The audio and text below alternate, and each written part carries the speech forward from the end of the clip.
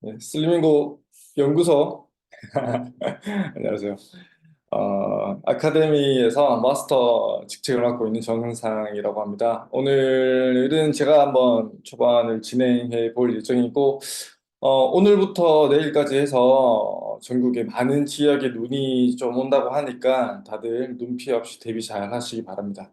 오늘은 다시 초반 강의로 저희가 돌아가서 바른 자세의 중요성에 대한 그런 내용들을 가지고 강의를 한번 진행해 보겠습니다. 그럼 바로 시작을 해 볼게요.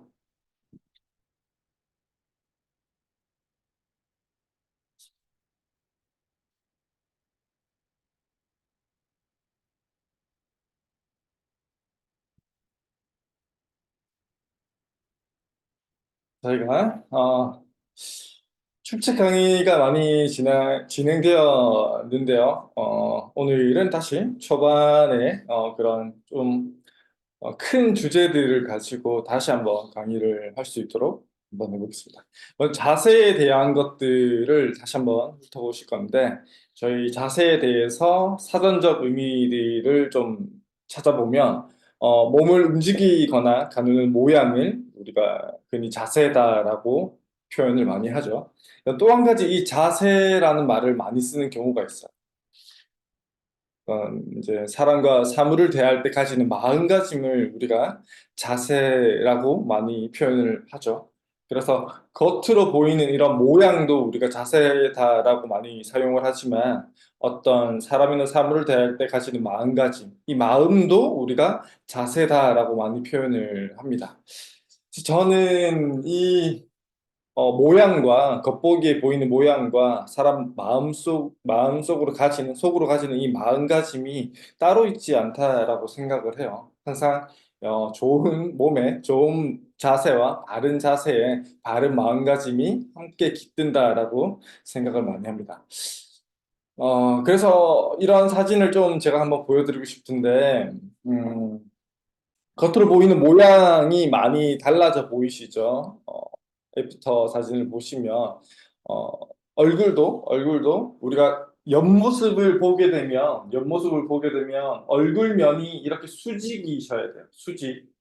얼굴면이 수직이셔야 되는데 비포 사진을 먼저 보시면 이렇게 턱이 이렇게 들려 있죠. 구분등과 함께 거북목이 있으시면서 얼굴면이 이렇게 들려 있어요. 턱이 내밀어져 있는 것처럼. 근데 애프터 사진을 보시면 아주 바람직한 모양으로 아주 상체 자세를 잘 잡고 계시죠. 얼굴면도 수직을 이루고 계시고. 그다음 허리 쪽도 보시면 아시겠지만 허리 쪽도 굉장히 많이 굽어 있어요. 허리가. 서 있는데도 불구하고 허리가 많이 굽어 있으시면서 골반과 치골 그리고 아랫배를 앞으로 툭 내밀고 있는 자세가 되어 있으시면서 무릎 쪽도 많이 구부정해져 있는 자세를 하고 계세요.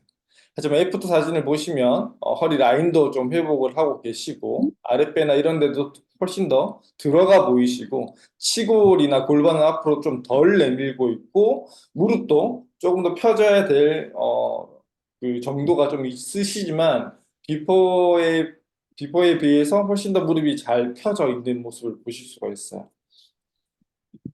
그다음 뒷모습을 보실 때에도 제일 큰 문제점은 골반이 오른쪽으로 툭 빠져 있는 뭐라고? 오른쪽으로 많이 빠져 있는 상태를 보실 수가 있는데 저 상태도 훨씬 더 애프터 사진을 보시면 골반이 오른쪽 빠져 있던 게 훨씬 더 많이 호전되어져 있는 그런 모양을 보실 수가 있고 그다음 어깨의 높낮이를 보셔도 오른쪽 어깨가 많이 처져 있고 왼쪽 어깨가 많이 올라가 있는 비포 사진을 보실 수가 있는데 오른쪽 애프터 사진을 보시면 어깨의 밸런스가 굉장히 많이 맞춰져 있는 그런 모양들을 보실 수가 있어요. 그다음 가장 큰 변화 중에 제가 한 가지 더 말씀드리고 싶은 거는 이분의 표정을 한번 보시면 표정의 변화가 굉장히 커요. 그죠? 왼쪽에 그 보이시는 표정은 굉장히 좀 피곤해 보이기도 하고 좀 의욕도 많이 없어 보이기도 하지만 오른쪽의 표정을 보시면 굉장히 에너제틱한 표정과 굉장히 행복해 보이는 표정도 굉장히 좋아졌죠. 그래서 아까 제가 초반에 말씀드렸던 자세에 대한 정의를 말씀드릴 때 겉보기에 보이는 모양 뿐만 아니라 마음가짐도 자세다라고 말씀을 드렸어요. 그래서 이분 같은 경우에는 정면, 측면, 후면, 그다음 어깨 밸런스 같은 것들, 겉보기에 보이는 모양뿐만이 아니라 이런 마음가짐 또한 굉장히 좋아진 것들을 확인해 볼 수가 있겠죠. 아마도 자세 같은 것들이 훨씬 더 좋아짐으로 해서 저런 마음가짐에 뭔가 변화도 생기지 않았을까 감히 한번 추측을 해봅니다. 그래서 이제 아까 자세에 대해서는 저희가 한번 좀 봤고, 겉보기에 보이는 모양과 속에 있는 마음가짐이 자세다라고 말씀을 드렸고, 그렇다면 바른 자세다라는 거에 대해서 저희가 또 한번 정의를 해볼 필요가 있겠죠.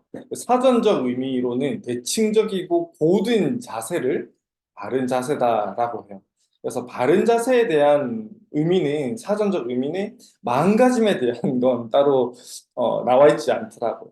하지만 저희끼리 바른 자세에 대한 어, 이런 제대로 된 정의를 한번 내려보자라고 하면 대칭적이고 고든 모양뿐만이 아니라 아주 자신감 넘치고 에너제틱하고 활력 있으면서 긍정적인 그런 아주 올바른 바른 마음가짐 또한 바른 자세다라고 우리끼리 한번 정의해 볼 수도 있겠죠. 그다음 이 바른 자세의 이런 모양적인 사전적 의미에서 나온 이런 모양적인 측면만 따로 떼어내어서 우리가 한번 보자라고 했을 때 대칭적이고 고든 자세를 이런 네이버의 사전적 의미에서는 바른 자세다라고 이렇게 표현을 했는데 1번과 2번 중에서 이 사전적 의미에 적합한 분은 1번 분이 바른 자세를 취하고 있는 게 되겠죠. 반대로 2번 분은 나쁜 자세를 취하고 있는 모양이 있을 거고요. 하지만 여기서 저희가 좀 전제 조건 하나 붙이자라고 했을 때 1번 분은 두통과 목 통증과 허리 통증을 엄청 달고 사신다라는 조건이 있고 2번 분은 아무런 통증이 없이 잘 살고 있는 거예요. 과연 이럴 때는 과연 1번이 네이버에서 말하는 바른 자세인 1번이 정말 바른 자세다라고 우리가 쉽게 자신 있게 말할 수가 없겠죠. 없겠죠. 그냥 빛 좋은 개살구 같은 거죠. 저렇게 되어 있으면. 그래서 바른 자세다라고 하는 것들은 반드시 조건입니다. 통증이 없이 대칭적이고 고든 자세가 진짜 올바른 바른 자세다라고 표현할 수 있을 겁니다. 그리고 우리가 이 바른 자세를 잡아야만 하는 이유가 있어요. 바로 지구에 살기 때문이고 이 지구에는 중력이 존재하기 때문에 우리가 바른 자세를 유지해야 돼요. 바른 자세로 아주 적절하게 중력에 영향을 받아야 우리 몸이 상하지 않고 생활하는데 불편감이 안 생길 수 있어요. 반면 우리 사람들이 인류가 물속에서 생활하는 그런 진화를 했다라고 하면 우리가 지금 알고 있는 자세와는 아주 다르겠죠. 또는 우리가 인류가 막 난리가 생겨서 하늘을 날아다니는 생활을 했었다라고 하면 또 그것 또한 우리가 지금 알고 있는 바른 자세랑 어, 그 인류가 생각하는 바른 자세는 아주 다를 거예요. 그래서 우리는 지구에서 중력을 받으면서 땅 위에서 이렇게 생활을 하기 때문에 우리가 지금 알고 있는 바른 자세가 바른 자세인 거겠죠. 그래서 이런 요소들에 대해서 제가 하나씩 조금씩 설명 한번 드려볼 겁니다. 그리고 이 중력에 적절히 대항하여 통증 없이 대칭적이고 고든 자세가 바른 자세다라고 표현을 했는데 이걸 조금 더 우리가 쉽게 다르게 표현을 한다라고 하면 건강하고 아름다운 자세를 바른 자세다라고 표현할 수도 있겠죠. 그리고 이런 건강하고 아름다운 바른 자세는 어, 6에서 8세 이후에 만들어져야 돼요. 그래서 6에서 8세 정도까지는 오리궁뎅이 자세가 바른 자세예요. 8세 정도가 지나간 이후부터는 우리가 흔히 알고 있는 성인들의 완만한 S자 라인을 만드는 그런 바른 자세가 만들어져야 된다라는 거죠. 그리고 반대로 나쁜 자세는 바른 자세의 반대가 되겠죠. 중력에 적절히 대항하지 못하고 통증이 있으면서 비대칭적이고 굽어 있는 자세를 나쁜 자세다라고 표현할 수 있을 거고, 이걸 좀 쉽게 우리가 표현을 하면 건강하지 못하고 추한 자세를, 아름답지 못한 자세를 나쁜 자세다라고 표현할 수 있을 거예요. 저희가 자세에 영향을 주는 여러 가지 요소들이 있어요. 첫 번째가 이제 중력이고, 그다음 통증이고, 그다음 아름다움에 대한 것들이에요. 그래서 저희가 자세와 통증에 대한 것들은 SNS라든지 다양한 매체들을 통해서 한번 많이 들어보셨을 거고, 오늘은 제가 이 시간에 말씀드릴 거는 자세와 중력이 과연 어떤 관계를 가지는지, 그다음 자세와 아름다움은 과연 어떤 관계를 가지는지에 대해서 한번 설명을 드려볼 예정입니다. 그래서 자세에 중력이 어떤 영향을 주는지 먼저 알아볼 건데, 이걸 좀 더 쉽게 이해하기 위해서 중력의 영향을 받는 지구인과 중력의 영향을 받지 않는 우주인을 한번 비교를 한번 해볼 거예요. 그래서 우주인들이 우주에 나가게 되면 우주에 나가서도 근력을 손실하지 않기 위해서 굉장히 열심히 이런 운동들을 해요. 막 러닝도 하고 런지도 하고, 그 오른쪽에 있는 남자분의 표정을 보시면 굉장히 힘들게 운동하는 표정이 보이시죠? 건강한 남자가 힘들어할 정도의 운동을 한다는 거예요. 그럼에도 불구하고 이분들이 지구로 귀환을 하면 다 이렇게 실려서 귀환을 하게 됩니다. 그래서 바닥에서부터 다시 우리 아기가 뒤집기를 하고 바닥에서부터 천천히 내발길기를 하면서 일어서서 걷는 것처럼 6개월 내지 1년 반 정도의 수개월에 걸친 재활 기간을 거쳐야만 다시 지구에서의 생활이 가능하다라고 합니다. 짧은 영상 하나 보실 건데, 요거 한번 보시겠습니다. 하이딩이라고 하는 2006년 지구 귀환 환영식에서 지상 중력에 아직 삭해되지 못한 것입니다. 연설 중에 이렇게 두 번씩이나 쓰러지는 모습을 인사했었습니다. 임무를 마친 국진들은 걷지도 못할 것으로 그냥 떨어지게 되는데, 지구 중력에 적응하는 데만 수개월이 걸린다고 합니다. 그 영상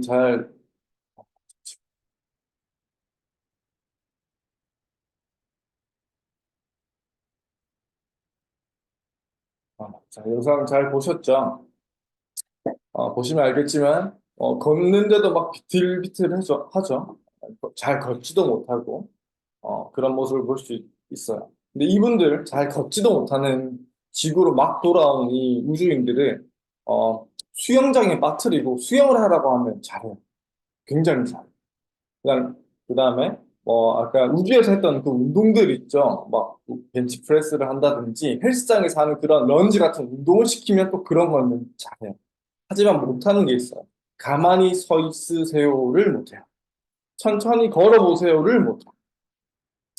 그리고 큰 모션을 만드는 운동들은 재활을 계속 해왔었기 때문에 아주 잘해요. 또는 수영장에서처럼 부력이 있음으로 해서 중력의 영향을 좀 덜 받는 환경에서는 또 그런 활동들을 굉장히 잘해요. 하지만 가만히 서 있는 것, 천천히 걷는 것들은 중력의 영향이 굉장히 크게 직접적으로 받는 거기 때문에 그런 활동들을 잘 해내지 못한다라는 거죠.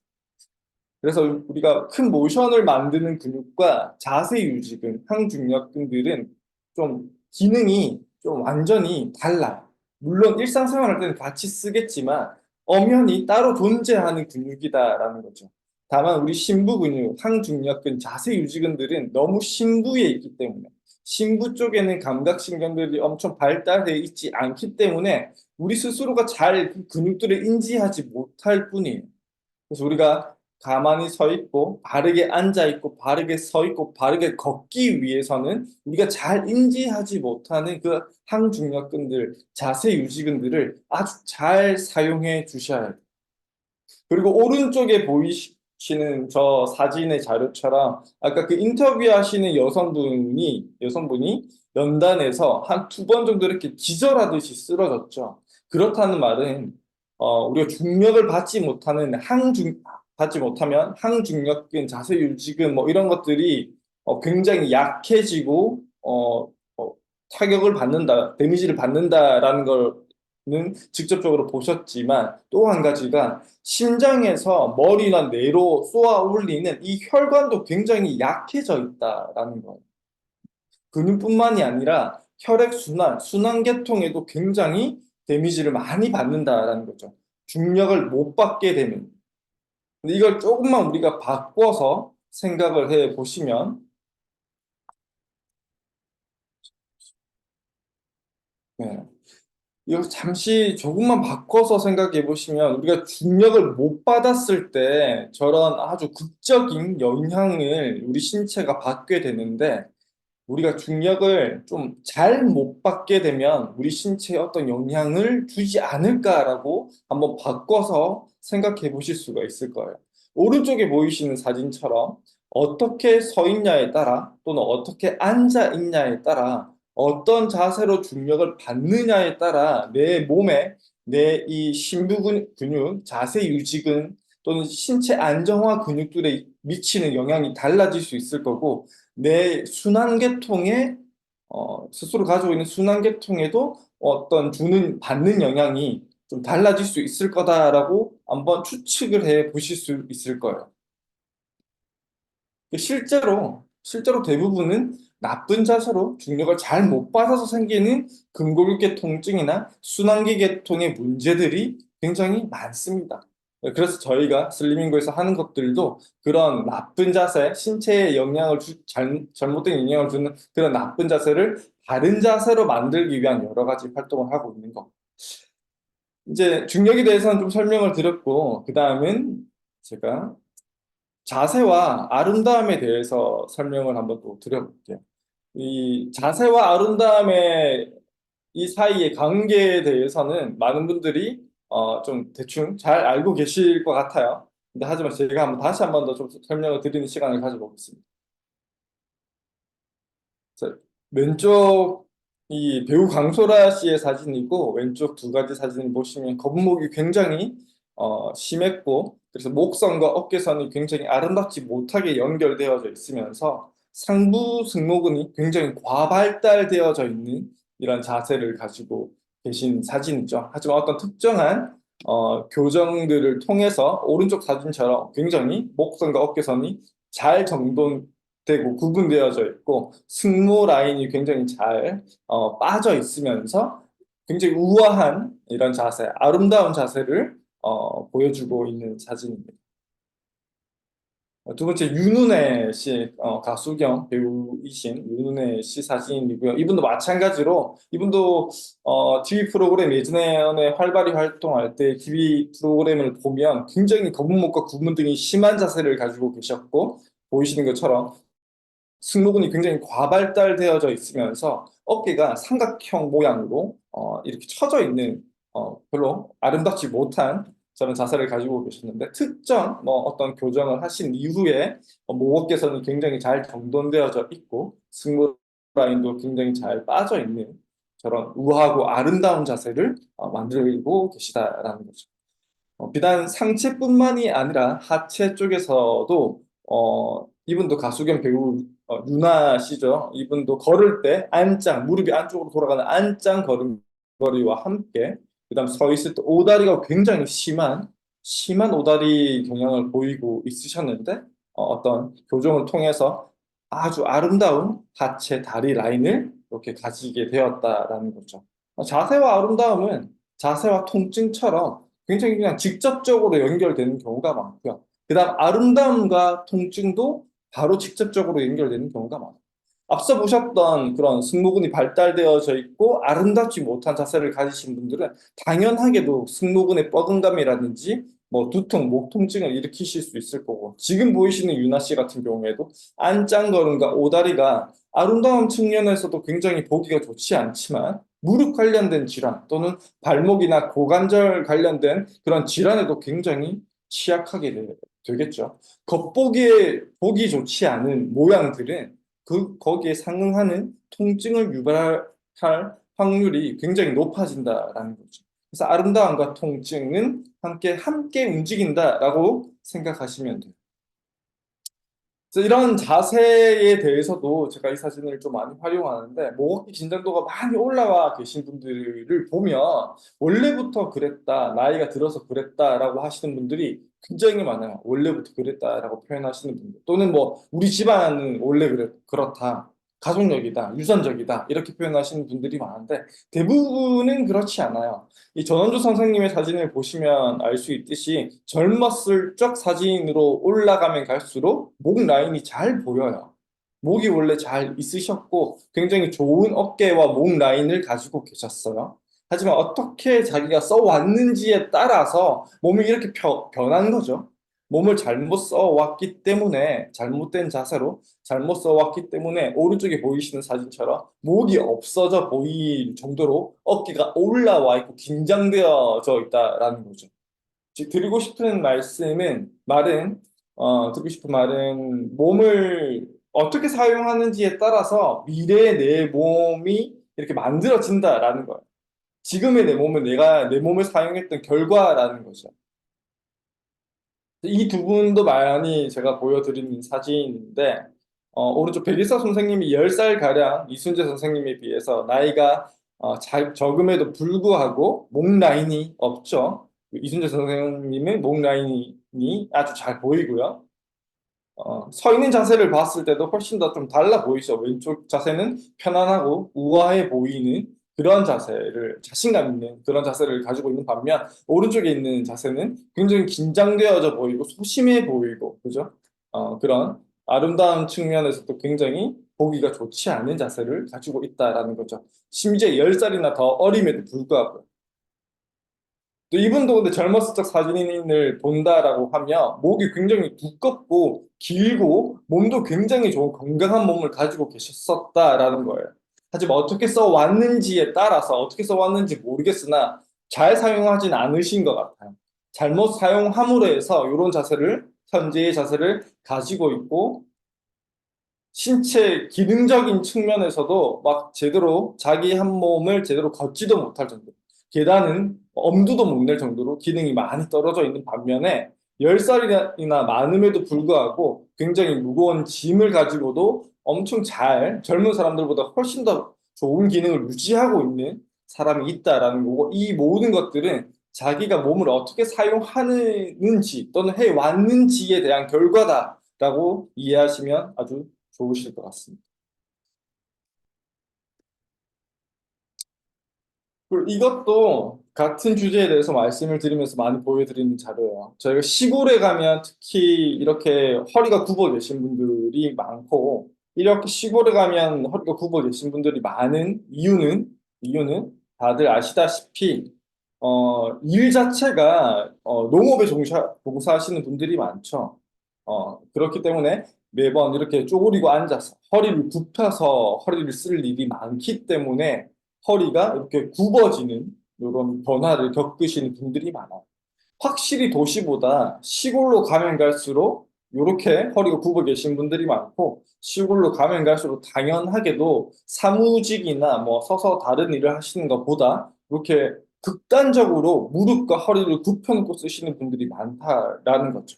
이렇게 허리를 쓰니까, 이렇게 무릎을 쓰니까 무릎이 아프고 허리가 아프고 심지어 이게 더 진행이 되면 허리가 완전히 굽은 상태에서 펴지 못하시는 분들이 많아진다라는 거예요. 같은 주제죠. 어떻게 쓰느냐에 따라서 그 결과가 정해진다라는 걸 계속 말씀드리고 싶은 거예요. 그리고 심지어 여성 노인이 남성 노인보다 훨씬 더 구분이신 분들이 많아요. 시골의 여성 노인분들이 시골의 남성 노인분보다 훨씬 더 허리가 굽으신 분들이 많은데 그거 또한 시골에 사시는 여성 노인분들은 밭일을 주로 하시는 반면 시골에 사시는 남성 노인분들은 논일을 주로 하시죠. 일하는 계절이 정해져 있고, 그다음 대부분의 농사 일들은 기계화가 많이 진행되어져 있는 반면, 밭일은 계절이 따로 없고 매일 나가셔야 되는 거고, 그다음 기계화가 되어져 있지 않기 때문에 대부분은 그래서 이렇게 몸소 허리를 굽히고 무릎을 구부려 놓고 일하시는 게 많기 때문에 시골에 사는 남성 노인분들보다 시골에 사는 여성 노인분들이 훨씬 더 허리가 굽으신 분들이 많다라는 거예요. 그래서 도시에서도 가끔 허리가 많이 굽어 계신 분들을 보실 수가 있어요. 어떤 분들이냐면 파지를 주우시는 분들을 보면 뭐 남성 노인분들 또는 여성 노인분들 중에 이렇게 파지를 주우시는 분들이 많은데 그분들의 허리를 잘 보면 이렇게 굽으신 분들이 엄청 많아요. 예, 그 이유는 바로 당연히 아주 상식적이고 쉽게 이해할 수 있듯이 허리를 굽히고 쓰는 일을 많이 하기 때문에 이걸 또 다르게 생각을 해보시면 우리가 앉아 있거나 서 있거나 할 때 잘못된 자세를 내가 잡고 있다라고 하시면 그 자세가 내 자세가 되고 고착화될 가능성이 굉장히 커지시겠죠. 그래서 일상생활할 때도 바른 자세를 유지해야 할 필요가 있다라는 거고 자세가 나의 이 나쁜 자세가 하루아침에 뿅 하고 만들어진 게 절대로 아니다라는 거예요. 그동안 내가 써왔던 나쁜 자세들이 지금의 내 자세를 만들어 온 거예요. 그러니까 지금의 나도 반드시 자세를 바르게 고쳐주셔야 된다라는 거죠. 그래서 이 사진도 제가 많이 보여드리는데 오른쪽에 계시는 분들은 서울의 양재구 그 노인복지회관에서 그 지자체에서 진행하는 이런 시니어 모델, 이런 교육을 통해서 모델로, 시니어 모델로 이렇게 데뷔를 시켜주는 프로그램을 많이 하고 있더라고요. 서울 쪽에서. 근데 거기에 이제 모델로 등록하신 수강생 분들의 사진인데, 보시면 연세가 엄청 많으신 분들이 많아요. 근데 겉보기에 자세가 아주 좋아 보이시고, 웬만한 우리가 알고 있는 뭐 70세, 뭐 80세 분들보다 훨씬 더 젊고 당당하고 자신감 넘치고 우아하고 멋져 보이는 이미지를 만들고 있어요.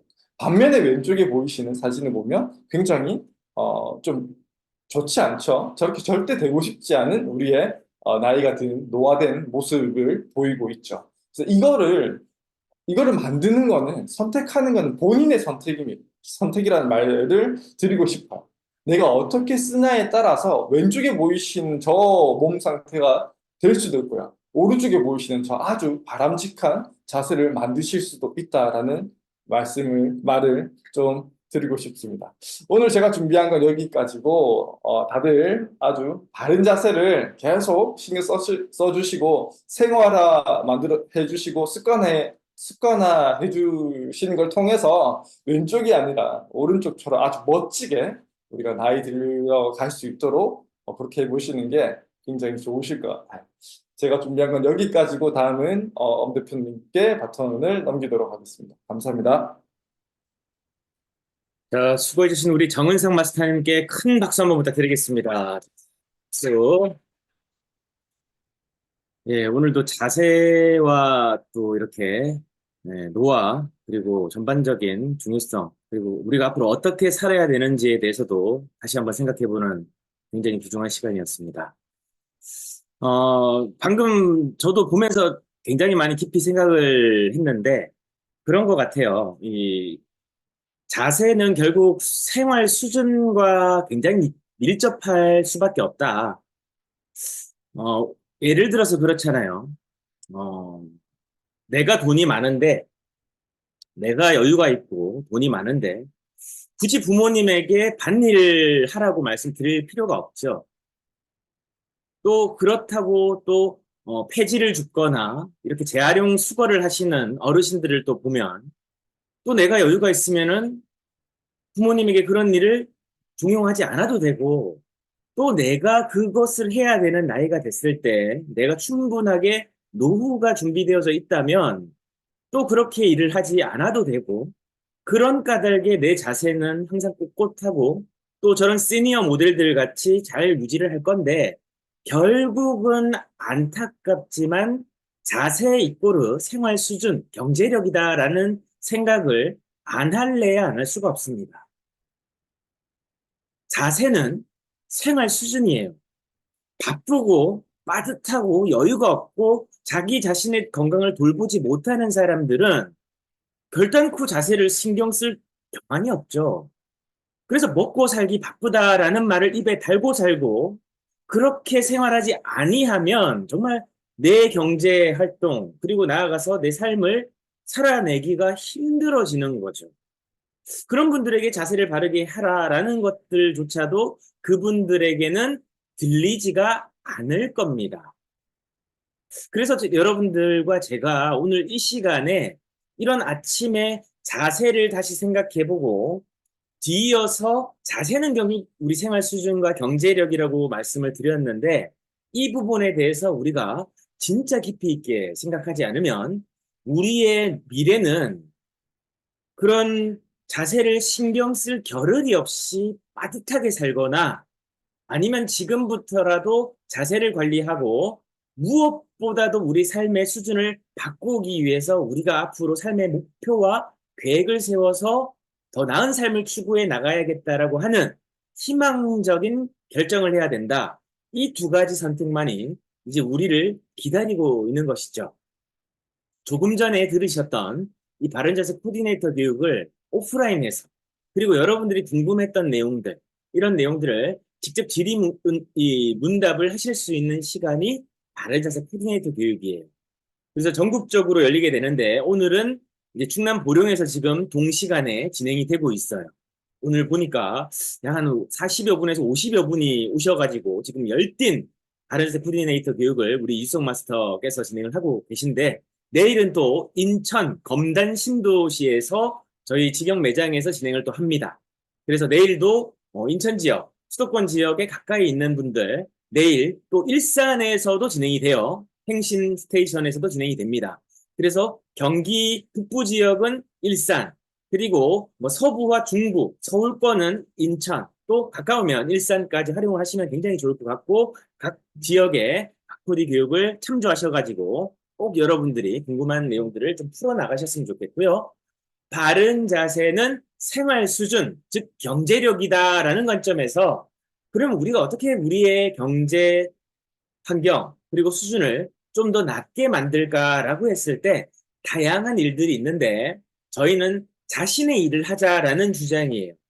그걸 창업이라고 부르는 거고 저희 슬리밍고 그룹에서 비전 창업 설명회 그리고 더불어서 창직에 대한 전문 바른 자세 강사가 될 수 있는 그런 부분에까지 우리가 같이 생각해 볼 수 있고 그런 기회를 제공해 드리는 창업 설명회가 진행이 됩니다. 그래서 내일은 울산에서 진행이 돼서 제가 내일 출격을 합니다. 그래서 여러분들이 남부 지역이나 수도권 지역에 있는 분들도 KTX 타고 가실 수 있고요. 그게 좀 힘드시면 1월 24일 서울 경기 지역 그리고 충청 지역은 1월 23일 이렇게 일정을 참조하셔가지고 꼭 한번 여러분들에게 자신의 일을 할 수 있는 기회를 한번 선물해 보시면 어떻겠습니까? 자, 그러면 33 출첵 프로젝트 66일 미쳐라 바르게 건강하고 바르게 잘 살아보자 76일차 시작하도록 하겠습니다. 성공하는 자기경영 57번째 시간이고요. 오늘의 인력을 다산 선생님의 어른의 공부에서 가져온 오늘의 인력은요. 맹자의 내용을 학습하신 것 같습니다. 군자가 도리에 맞게 학문을 깊이 파고드는 까닭은 스스로 경험해서 얻고자 합니다. 이 논어의 핵심이 군자가 되는 거잖아요. 그래서 최고의 인간상을 군자라고 했는데 그 군자가 되는 것은 학문을 깊이 파고드는 것이고 그 이유는 스스로 경험해서 깨우치기 위함이다라는 거고 그래서 오늘 다 선생님이 우리에게 명확하게 전달하고자 하는 핵심 메시지는 공부하면서 쌓은 지식은 시간이 지나가면 희미해져요. 그런데 공부해 나갔던 그 자세와 태도만큼은 몸에 새겨진다라는 굉장히 중요한 깨우침이죠.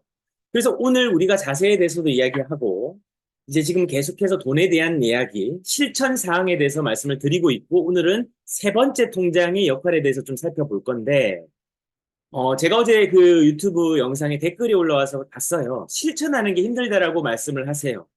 맞습니다. 여러분, 다이어트 쉽던가요? 건강 관리하는 거 쉽습니까? 돈을 버는 거 쉽다라고 생각하세요? 어떤 사람들에게는 쉽고 또 어떤 사람들에게는 어려워요. 근데 어려운 이유가 뭐냐면 충돌을 피하거나 경험의 부재가 커요. 충돌을 피한다라는 것은 내가 몸으로 부딪히는 것에 대한 두려움이죠. 일정한 경험을 통해서 그 학습 경험이 나에게 어떻게 보면 좀 충격이 컸던 까닭에 내가 그걸 다시 반복하기가 두려운 거죠. 이게 첫 번째고, 두 번째는 그러니까 시도조차 하지 않는 거죠. 그래서 크게 봤을 때는 경험의 부재고, 그 다음에 두 번째는 요즘에 그 김주한 교수님이 말씀하시죠. 회복 탄력성이라는 얘기를 하는데, 이 회복 탄력성이 뭐죠? 어, 프레질이라고 얘기를 해요. 이 프레질은 우리가 쉽게 받는 충격을 의미해요. 그 충격으로 받는 우리에게 주어지는 그 어떤 파장, 영향, 이런 것들이 프레질이에요.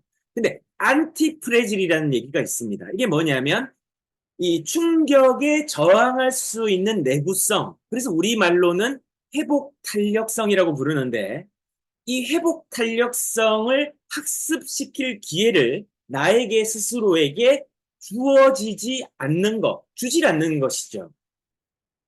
그래서 우리가 자꾸자꾸 작은 충격들을 경험해 나가면서 그 작은 충격이 나에게 익숙해지는 것만큼 내 내구성이 거기에 비례해서 강해진다라는 겁니다.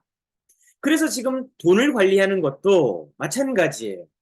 지금 다루고 있는 것들에 대해서 내가 지금 해보질 않았거든요. 작은 것부터 해보는 게 중요해요. 전부를 하려고 하지 마세요, 여러분.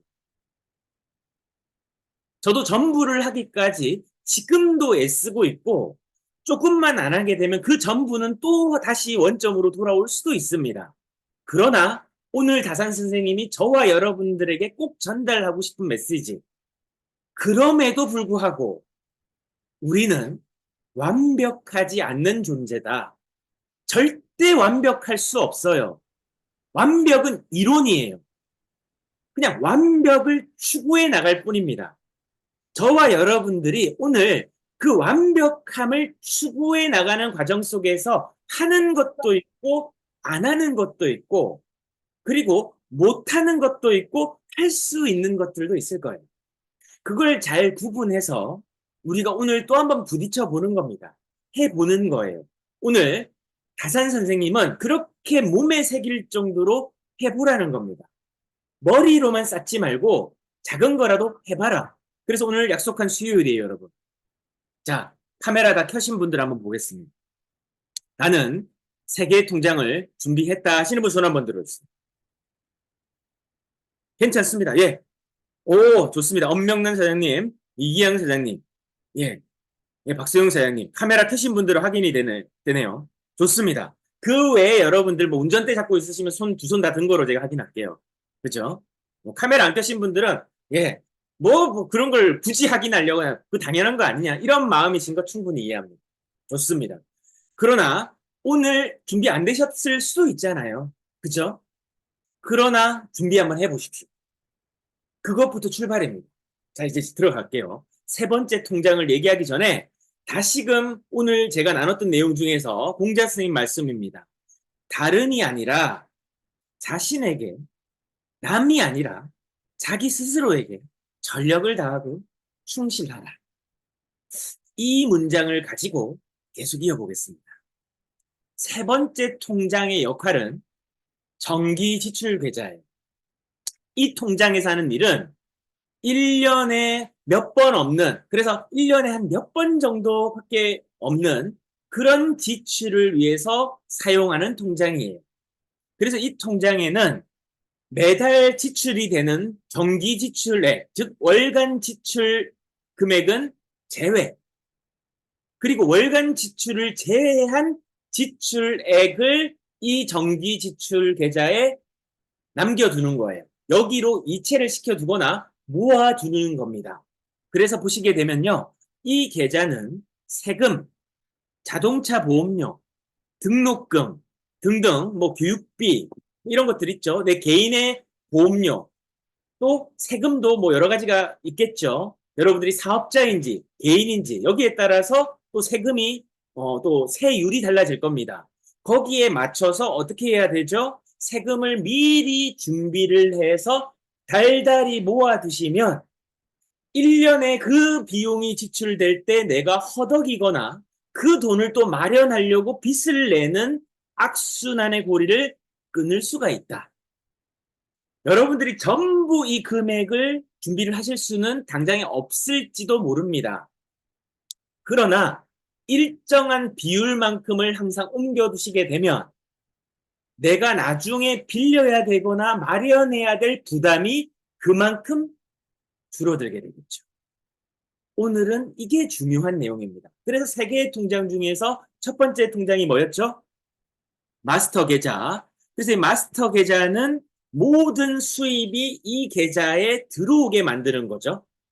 이 목적으로 내가 누군가한테 돈을 빌려줬는데도 모든 통장의 돈은 여기로. 여러분들이 이제 집안에 정리를 하시게 될 거예요. 어제 마지막에 나눴던 내용이죠. 여러분들에게 그냥 공간만 차지하고 있는 예쁜 것들, 여러분들에게 필요하지 않거나 여러분들의 사용 빈도가 떨어지는데 가치가 있는 물건들, 이런 물건들은 공간을 차지하게 두지 말고 빨리 그 돈을 여러분들이 재생산을 만들 수 있다는 얘기죠.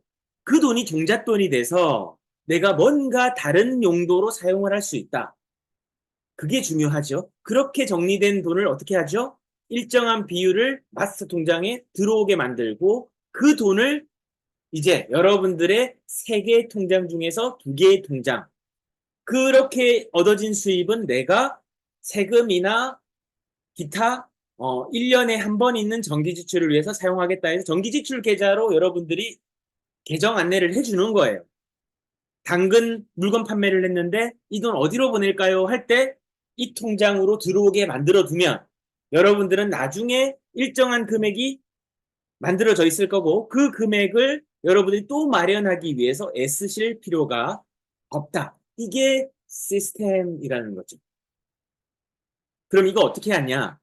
작년도에 여러분들이 직장인이라면 뭐 연봉에 큰 어떤 변화가 있진 않으실 거잖아요. 뭐 갑자기 벼락부자가 되거나 갑자기 어떤 잉여 자금이 생겨서 현금 흐름에 추가 소득이 생기는 경우가 뭐 몇 천만 원, 몇 억이 되진 않으실 거 아닙니까? 그러니까 큰 변동성이 없다면 작년이나 그 직전 연도의 금액을 한번 평균을 내보시면 대략적으로 뭐 한 500만 원, 뭐 800만 원, 아니면 1000만 원 이런 금액이 나가더라.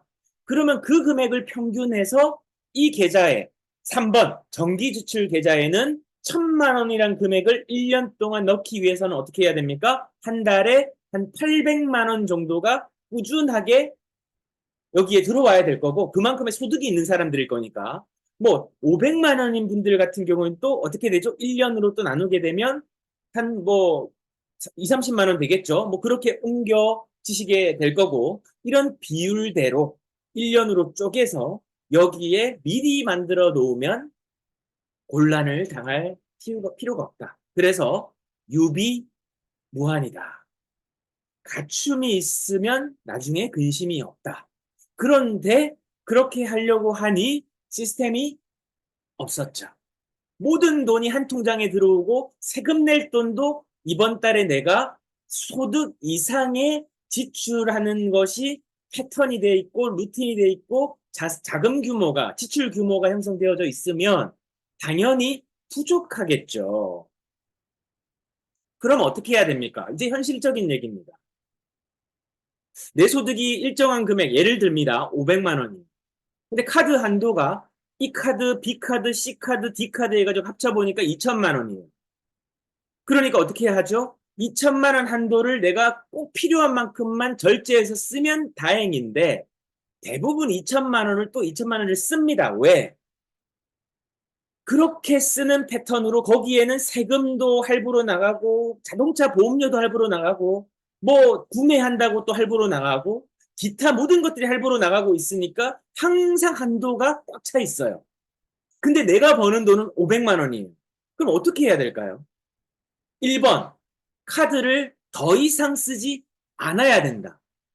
2번, 카드를 더 이상 쓸 수 없으면 대안이죠. 소득을 늘린다. 뭐가 맞을까요, 여러분? 그래서 대부분들이 지금 소득을 늘리는 쪽을 택하고 요즘에 MZ 세대들이 뭐라고 있습니까? N잠러라는 신조어가 나왔죠. 한 가지 직업만 가지지 않고 다양하게 어떤 사람은 유튜브도 하고 어떤 사람은 블로그 글도 쓰고 어떤 사람은 뭐 부업으로 자신이 가지고 있는 자격증을 가지고 뭐 필라테스 강사를 이 직장이 퇴근하고 나서 하시는 분도 있고 어떤 분들은 또 다른 직업을 또 하나 가지고 하기도 하고 그죠? 저녁에 편의점 알바를 하는 분도 있고 뭐 기타 등등 소득을 늘리기 위한 여러 가지 방법들을 또 하더란 말입니다. 근데 제가 여러분들에게 가장 당부드리고 싶은 건 그거는 이제 부차적인 문제죠. 당연히 해야 되는 일이지만 그것보다도 소비를 다이어트를 할 수 있는 방법을 한번 찾아보자라는 겁니다. 항상 다이어트에 실패하는 분들이 있어요. 근데 이 다이어트에 실패하는 분들을 보니까 대부분 어떻게 하죠? 뭔가를 포기를 안 해요. 이걸 또 경제 용어 세 번째, 트레이드 오프라고 부릅니다. 트레이드 오프. 실질적으로 내가 뭔가를 선택하면 뭔가를 포기해야 돼요. 기회비용과 약간 비슷한 의미이기도 하죠. 그럼 내가 뭔가를 맞바꿔야 된단 말이죠. 그러면 다이어트를 한다는 것은 근육량을 높이고 지방량을 줄이는 과정이죠. 그리고 조금 더 확장적인 의미에서는 과체중을 적정한 체중으로 유지하는 거죠. 그런데 이런 경우 있습니다. 근육량이 많아서 과체중인 경우가 있어요. 그러니까 너무 체중이라는 것에 집착할 필요는 없어요. 체중을 구성하는 내 체성분, 그리고 내 체성분 중에서도 근육량이 많은지, 체지방이 많은지, 그리고 내장 지방의 비율은 어떻는지, 그리고 수분은 어떻게 유지가 되고 있는지, 이런 것들을 봐야 되겠죠. 이걸 체성분 분석이라고 부릅니다. 그렇게 하기 위해서는 첫 번째 내 생활 패턴을 분석해야 되거든요. 하루에 몇 끼를 먹고 있는지, 근데 몇 끼를 정기적으로 규칙적으로 먹고는 있는지, 물은 내 혈액순환과 신진대사를 위해서 충분하게 내 신장과 체중 대비해서 적절하게 먹고 있는지, 한 번에 막 몰아서 갑자기 먹고는 있는지 않는지, 그죠? 음식은 규칙적으로 먹고 있고 간식에 이 투자를 하고 있는지 야식을 먹고 있지는 않는지 이런 것들 자기 자신을 먼저 분석해야 되잖아요. 이걸 해야만 내가 위태롭지 않거든요. 그래서 손자병법에서도 지피지기 백전불태라는 말이 나옵니다. 적을 알고 나를 알면 위태롭지 않다라는 의미예요. 백전백승이 아닙니다. 위태롭지 않아요. 그러니까 내가 다이어트에 실패하는 이유는 내가 뭔가를 포기하지 않기 때문이에요. 근데 왜 포기하지 않느냐 봤더니 정확하게 나를 분석하지 않고 있기 때문입니다. 내가 지금 콜레스테롤 수치가 너무 높아요. 죽을 것 같아요. 조금 있으면 고혈압에 고지혈증에 뭐 여러 가지 뭐 이 성인병이 비만까지 지금 찾아오기 직전이에요. 당 수치까지 올라가 있어요. 근데 내가 내 건강 상태를 돌보지 않고 내 건강에 지금 현재 라이프 스타일 패턴을 분석하지 않으면 조만간에 병원에 소출을 할 겁니다. 빨리 병원 오시라고. 식사 조절을 하셔야만 된다고. 근데 그렇게 되기 전까지 내 자신을 지금 돌보지 않았던 거죠. 계기가 없었던 거죠. 근데 이 내용을 설명을 드리면 또 앞전 처음 말씀드렸던 자세 이꼬르 생활 수준과 경제력이라고 말씀드렸는데 메모하세요, 메모. 건강도 마찬가지. 미국의 지금 사회를 보니까 양극화가 굉장히 심하대요. 근데 대한민국도 마찬가지입니다. 실질적으로 보니까 소득 상위 10%인 사람들은 비만인 사람이 별로 없어요. 근데 소득 하위 80%들은요, 비만 과체중인 사람들이 70% 이상이에요, 지금. 서구 사회가 그래요. 조만간 한국으로 그렇게 당연히 들어올 겁니다. 왜? 한국이 오히려 더 서구화된 미국에도 없는 24시간 불야성의 패스트푸드점이 몇 개입니까? 그렇게 우리 지금 청소년들과 우리 직장인들, 젊은 청년들이 하루에 그런 어떤 소비의 만족을 위해서 아우 직장생활 너무 스트레스 받아 오늘 하루 먹어버리자. 근데 하루만 먹으면 괜찮은데 오늘 더 먹자. 내일까지만 먹자. 모레까지만 먹자. 그렇게 먹으니까 어떻게 되죠? 살이 쪄. 근데 살이 찌니까 어떻게 되죠? 직장이나 생활이나 자기 유능감이나 감정적으로도 굉장히 다운이 돼요. 자신감도 떨어집니다. 근데 직장에서도의 직무 만족도도 떨어져요. 그렇게 되니까 자신이 원하는 일을 하지 못해요. 자신이 원하는 일을 하지 못하는 까닭에 연봉 수준도 떨어집니다. 그게 연봉 수준이 떨어지니까 당연히 내가 빠듯한 생활을 할 수밖에 또 없어요. 또 빠듯하게 생활하고 남들이 해야 되는 것들은 SNS나 이런 소셜미디어 영향을 받고 TV를 보고 또 욜로라고 하는 생활 풍토가 우리의 라이프 스타일에 침투한 이후로부터 일정한 수준은 또 용의를 해야 되거든요. 그러니까 신용카드를 또 써서 내가 일정하게 또 라이프 스타일은 포기 못한단 말이죠. 그렇게 되니까 건강도 돌보지 못하고 한 달 한 달 빠듯하게 또 한 달에 주어지는 고지서, 그 고지서의 기준으로 내 하루 한 달 생활이 또 돌아가게 되는 다람쥐 쳇바퀴에 굴러 들어가더라. 경제적 수준도 떨어지고 건강 상태도 돌볼 수 없는 상태가 되는 거죠. 이 악순환이 되는 한 건강과 다이어트는 안 될 겁니다. 뭔가 변화의 계기가 필요해요. 자금도 마찬가지라는 겁니다. 방금 다이어트라는 한 영역만 말씀드린 거고 돈도 마찬가지예요. 결국 돈이 없으면 다이어트를 신경 쓸 겨를이 없어요. 이제 우리가 그래서 어떻게 해야 될까? 뭔가를 오늘부터 하나라도 바꿔봐야 된다는 겁니다. 그래서 여러분들이 쓰고 있는 돈의 비율 중에서 일정한 비율은 지금 힘들더라도, 고통스럽더라도, 어렵더라도 자동적으로 여러분들 있잖아요. 한 달에 고지서대로 돈이 빠져나갈 때 여러분들 신경 쓰십니까? 전혀 신경 안 쓰잖아요. 통장에 그 돈이 있으면 그냥 알아서 빠져나가잖아요. 마찬가지입니다. 여러분들이 급여가 나오잖아요. 소득이 생기지 않습니까? 거기에 일정 부분 5%면 5%, 1%면 어떻습니까? 1%도 괜찮아요. 1%라도 빼서 옮겨 놓아야 돼요. 이걸 타협하면 안 됩니다. 이렇게 1%라도 쌓이면 나중에 1년 동안 10%가 될 거고 전체 소득에 그렇게 모인 금액은 여러분들에게 적어도 곤란함을 조금 줄여주겠죠. 근데 5%가 되는 사람들은 조금 더 곤란함이 덜해질 거고 10%를 하는 분들은 또 덜해지겠죠. 이렇게 내가 5%에서 10%라는 돈을 우습게 보면 안 된다는 거예요. 그럼 하루에 내가 커피를 마시고 스타벅스를 가고 이런 것들이 하다 보면 하루에 내가 꽤 쓰는 돈들이 있는데 그 돈을 좀 줄일 수 있는 방법들도 한번 생각해 보자는 겁니다. 그래서 저도 이렇게 해요. 뭐 공생 맞은 게 절대 아닙니다. 왜 공생 맞아요? 제가 원하는 경제 목표가 있으면 당연히 그 목표를 이루기 위해서 제 자신을 뭔가 맞바꿔야 되잖아요. 그럼 얼마나 좋습니까? 직장 생활하는 분들은. 스타벅스 대신 직장에 가면 음료 배치 다 돼 있어요. 요즘에 머신 있는 직장도 많고요. 안 되면 적어도 카누라는 게 있을 겁니다. 그러면 그 카누 있는 거 텀블러에 타가지고 퇴근할 때 들고 가세요. 그렇게 커피 마시면 되죠.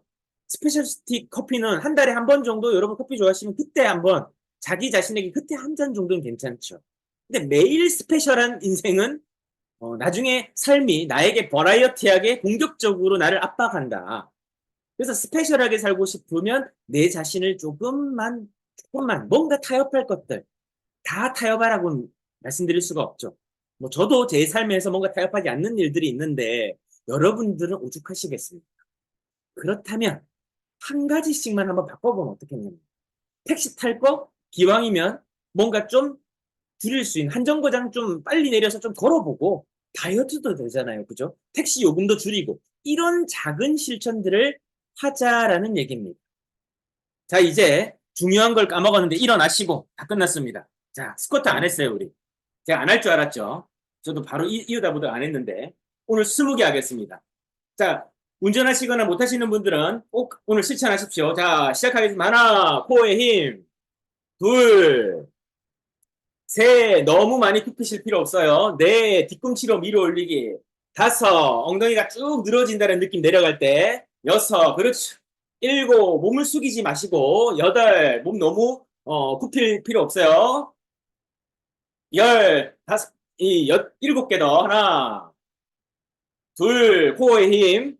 셋, 넷, 다섯, 여섯, 일곱. 자, 수고하셨습니다. 박수. 오늘 마무리하겠습니다. 고생하셨습니다. 내일 뵙겠습니다.